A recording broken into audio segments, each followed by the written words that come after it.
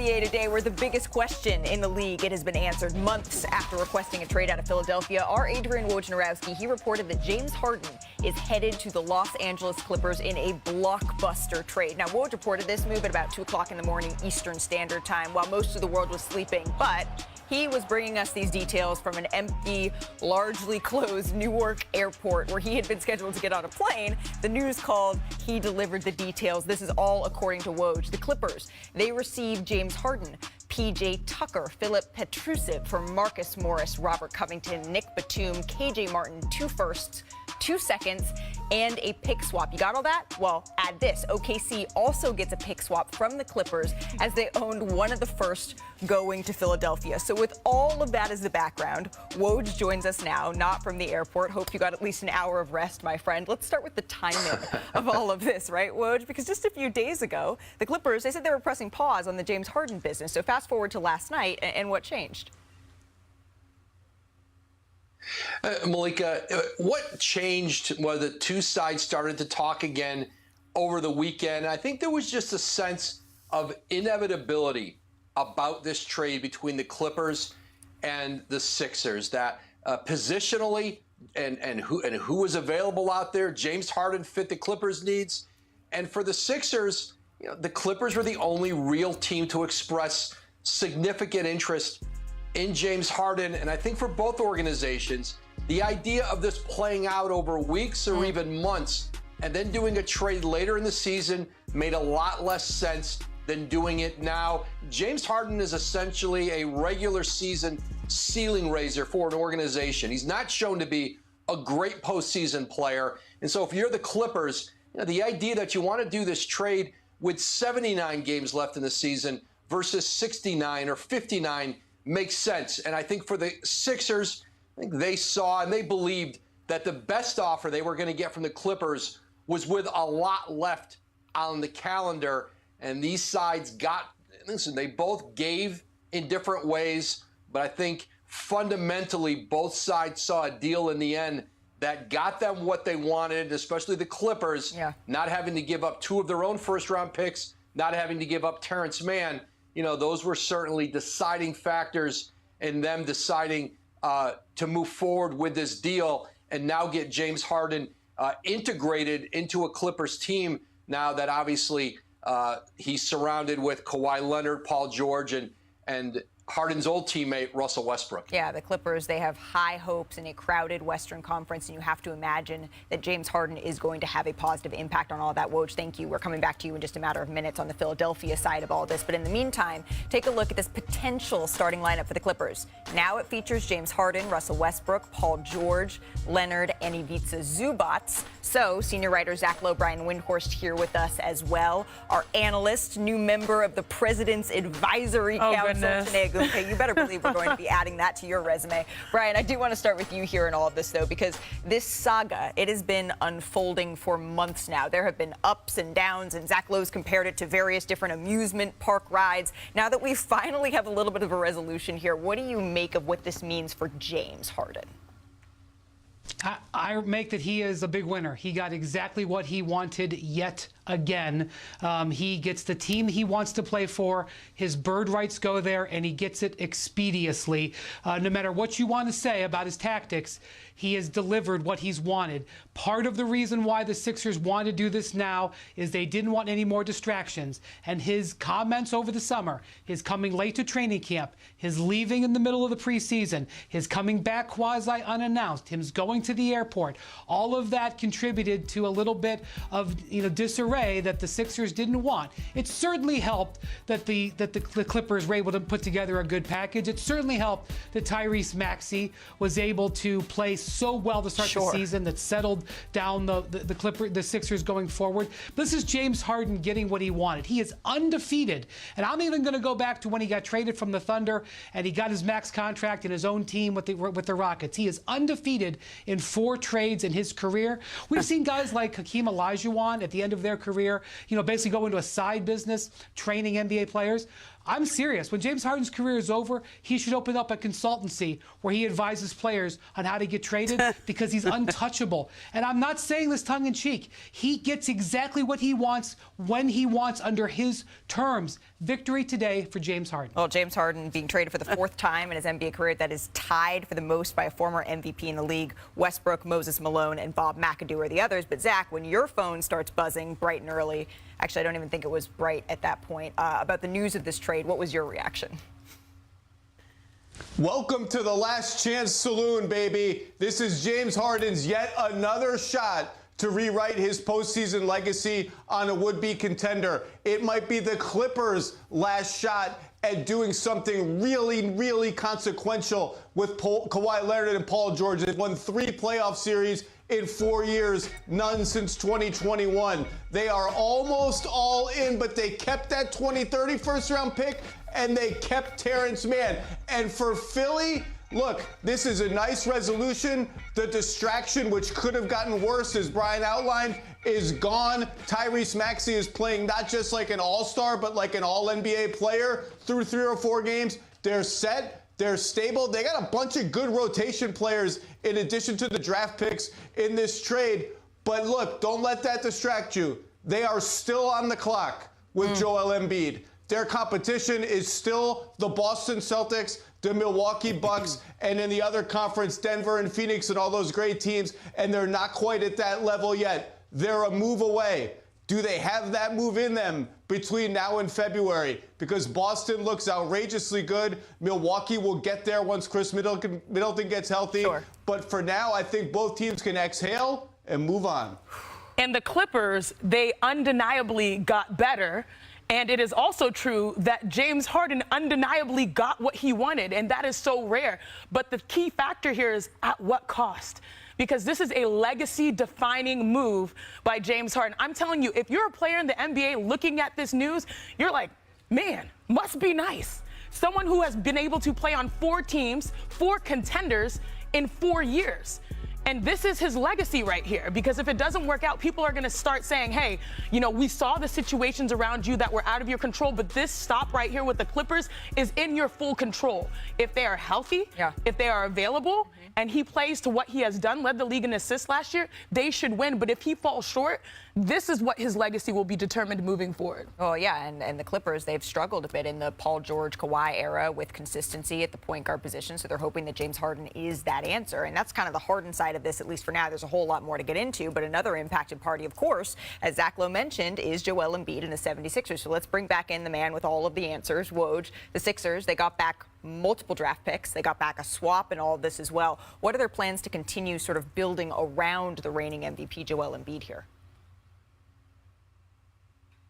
Well, Malika, it's certainly not to wait around and use those draft picks in the future. Those are all trade assets now for the Sixers between now and the February trade deadline to see who becomes available and who they can get into the action with. The Sixers believe that they can offer now a package comparable to what Drew Holiday went for earlier this season from Portland once Milwaukee had moved on from him. They see that in their minds, you know, they can offer up that kind of package for the next available, you know, star guard or wing player. And that's going to be the Sixers' goal in the short term around Joel Embiid, to fortify this team again before the playoffs, and then bringing back those expiring contracts, moving out PJ Tucker. This is a team now that could have up to $65 million in salary cap space in the summer. Now, listen, there may not be the big free agent for them to go out and use it on, but it opens up the door for trades for teams who are looking to get money off.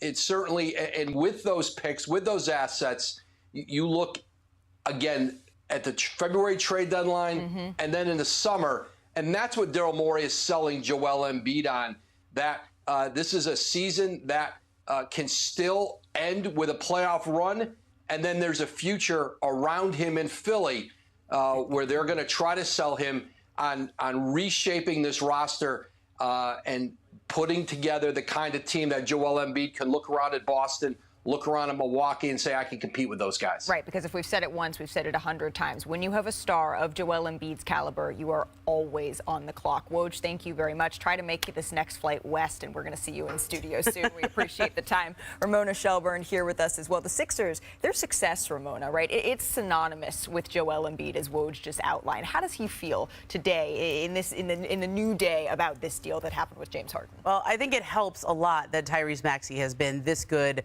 this early. Absolutely. I mean, Eastern Conference Player of the Week, but also looks like a budding all-star. And so there was this sense that they were having this cap space plan. Okay, we're going to save room for 2 max players, and Tyrese didn't expend. Well, Tyrese looks like that second star. But as Woj just mentioned, those draft picks they got for James Harden, those are trade assets. And the question that everyone will be watching with Joel for the rest of this year and for as long as he gives them is, how long and how patient is he going to be for them to find that third star? To find really the second star could be Tyrese, but how long does he give them to find the third star, do something with those draft picks? Because a 26 first-round pick, a 28 first-round pick, he'll be done with his prime by then, right? What about this year? What about next year? He doesn't need to give them that much longer of his prime to do something with those picks. And I think that's really the bottom line when it comes to a star player. As Malika, you said, you're always on the clock. They did well in this trade. They got back the 2 first-round picks. That was a red line for them. They had to have 2 first-round picks. What do you do with them now and how quickly? It still feels, Brian, incomplete to me until we see where those picks end up. And that seems to be what Joel Embiid is feeling. Yeah, I think the mandate is the same. Even if James Harden was happily on the 76ers and had signed a beautiful extension this offseason, they were under the same amount of pressure after a couple of seasons where they underachieved. And the comments that Joel Embiid made over the offseason, they were under pressure to get deeper into the playoffs this year, to make a run at winning the Eastern Conference. That's one of the reasons why they changed the head coach, regardless of what was going to happen with James Harden. And that is a reality when you have a star player of this level. When you have an in-their-prime MVP, his contract is irrelevant. It's what his happiness level is. So it is the mandate of Daryl Morey and Elton Brand and that organization to keep Joel Embiid engaged and believing the team can compete for a championship. And so that is the mission. And now they have a little bit more chips in the game to be able to do that. And based on what I understand, I think Joel Embiid is in a good place. I think he's off to a good start this season. A couple of really good games in a row. The team is off to a good start. A lot of the players are feeling good about themselves. And now they don't have to worry about James Harden showing up or not. I think in the short term here, I think you'll see the Sixers play some pretty good basketball even before they make another potential trade to add to their roster. Yeah, particularly if Tyrese Maxey can keep in the direction that he has been going early to start the season here. Zach Lowe, last word on this. What I would want to see if I'm Joel Embiid, or what I want to see if I'm a Sixers fan, is this whole era, 8, 9, 10 years, it's been constant drama, constant tumult, ups and downs, trade requests, unhappy players, coaching changes. All of that needs to stop. This needs to be viewed by the organization, from ownership to Joel Embiid to everybody, as the end point of all of that. Whatever has to happen within their culture, and that involves everybody, to not go down this road again, to not have another unhappy superstar, another drama, another set of distractions. They need to have an internal come to Jesus kind of meeting that we just can't keep going down this road, because you just can only do it so many times, and that's on everybody. Everybody there has got to be tired of all of this. Yeah, you have to process it and then turn the page to the next process that the 76ers are going into. By the way, I know, Ramona, you're a calendar keeper. I'm a calendar keeper. Have you guys circled these dates on your calendar yet? Because the Clippers and the 76ers, we get to see them go head-to-head on March 24th and then on March 27th on ESPN. Man. Hey, what's up, guys? Jag from Jaggy Sports here. Breaking news. I'm pretty sure everybody knows this by now. I was about to go to bed last night, and obviously Woj again did this for the second time in a row. First it was KD at 11 p.m. Now it's James Harden at 11 p.m. So, Pacific time, by the way. So, James Harden got what he wanted. At the end of the day, he got what he wanted. He wanted to go to LA Clippers. He's ecstatic, as per Woj. And rightfully so, he gets to pair up with Kawhi Leonard, pair up with Paul George, and pair up with his grade 8 buddy Westbrook, right? So you gave up Robert Covington, Nick Batum, Marcus Morris, and a bunch of picks. You got to keep Terrence Mann, you got to keep Norman Powell. Along with James Harden comes PJ Tucker. So at the end of the day, LA Clippers look damn good. I know a lot of people are saying the defense is gone, but if you think about it, take a look at Phoenix. Phoenix, they have Kevin Durant, Devin Booker, and Bradley Beal. All three can score. All three barely play defense.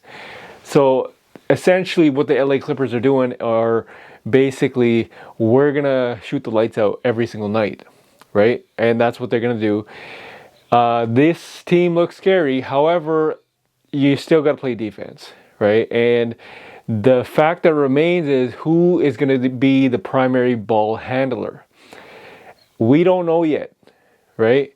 It could be Russ coming off the bench, but then again, you know, I don't think the LA Clippers are done yet, because of the fact that you need some power forwards. You basically got rid of those guys in case, you know, people want to switch out Paul George to a power forward kind of thing, or same thing with Kawhi Leonard. I don't know how they're going to do it, but Ty Lue's the man for the job. Ty Lue can actually work with this group and figure out and, you know, put the pieces of the puzzle together. Can the LA Clippers make a run to the playoffs, or sorry, to the finals? Maybe. We're going to ask that question to you guys actually at the end of this. And can the LA Clippers actually be a threat to every single contender in the Western Conference, whether it be the Lakers, whether it be the Phoenix Suns, whether it be the Denver Nuggets, whether it be New Orleans Pelicans, right? You got the Mavs coming up, a bunch of other teams as well. So who knows, right? We have no idea what's going to happen, but that's the LA Clippers. I fully believe that they are not done. Now let's switch over to the Philly side. Philly, a lot of people are saying that they got better. Well, I want to pump the brakes for a second here, because if you think that the Philadelphia 76ers is going to roll with this current group to the playoffs, you got another thing coming. They are nowhere near finished, because Joel Embiid is looking like, hey, what the hell's going on, right? You got Milwaukee. You got Boston. They are playing unbelievable, except for that one game by Milwaukee who got blown out by Atlanta. We're not going to get into that yet. But at the end of the day, Joel Embiid is thinking like, hey, how the hell am I going to compete? Like, I've been praising Tyrese Maxey for about a year and a half now. This guy finally gets like the starting role, and he's flourishing. Didn't he just get 34 points? Right? He is actually flourishing in this role, and this is his time to shine, because he's playing for a heavy contract.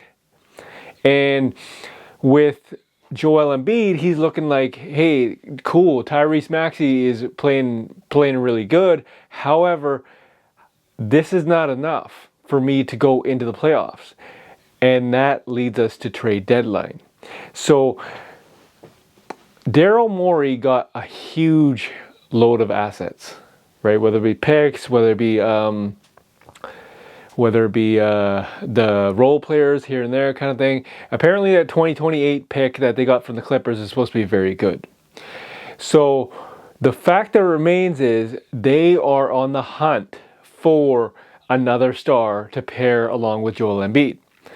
Rumor has it that, and this is no particular order, rumor has it could be Zach Lavine, OG Anunoby for sure. Those are the two hottest names right now that are being discussed. Then you have DeMar DeRozan. Then you have Karl Anthony Towns. I don't know how Karl Anthony Towns is going to team up with Joel Embiid, how that's going to work out. Just think about how what's going on in Minnesota right now with Rudy Gobert and Karl Anthony Towns. You know, not so good, not so bad, but it could have been great, but who knows, right? I don't think it's going to be the big cat. I think it's going to be Zach Lavine, just because of the fact that OG Anunoby is a phenomenal player, but Toronto Masai Ujiri, he wants to farm for this guy. And if you take a look at the Bulls have imploded already. After the first game, they had a conflict, yelling at each other. They had a players only meeting the next day. So, or was it the same day, the day after? I don't know. But regardless, it's not working out in Chicago. Lonzo Ball, we have no ETA on that guy. We don't know what's going on. So at the end of the day, if I'm the Bulls GM, and I believe it's, well, I don't even know if it's John Paxson or anymore, but if I'm the Bulls GM, I'm going to give up Zach Lavine. That's my pick to pair along with Joel Embiid. I think it's going to be Zach Lavine. I don't think it's going to be OG Anunoby. If it was, that would be phenomenal because this guy can play, he can defend, he can do anything. He's got the length. But at the end of the day, it's kind of like, you know, what are you going to give up for OG Anunoby? The entire farm. What are you going to give up for Zach Lavine, who had a previous ACL injury? And at the end of the day, it's kind of like, you know, we'll see what happens, right? But the fact that remains is Joel Embiid is now on the clock, right? He's thinking, hey, you guys better do something because if you don't, he's going to be the next person demanding a trade from the Philadelphia 76ers. So, Daryl Morey, you are officially on the hot seat. Leave a comment in the comment section. Tell me what you guys think about this trade, who won the trade, and who can be traded next. Whether it be Russell Westbrook, whether it be Norman Powell, Terrence Mann, are those guys done? Whether it be the haul that the 76ers got, with all those assets, are they going to get Zach Lavine? Are they going to get DeMar DeRozan? Are they going to get OG Anunoby? Leave a comment in the comment section. Tell me what you guys think. And if you guys want to debate this, let me know as well. As always, Jag from Jaggy Sports.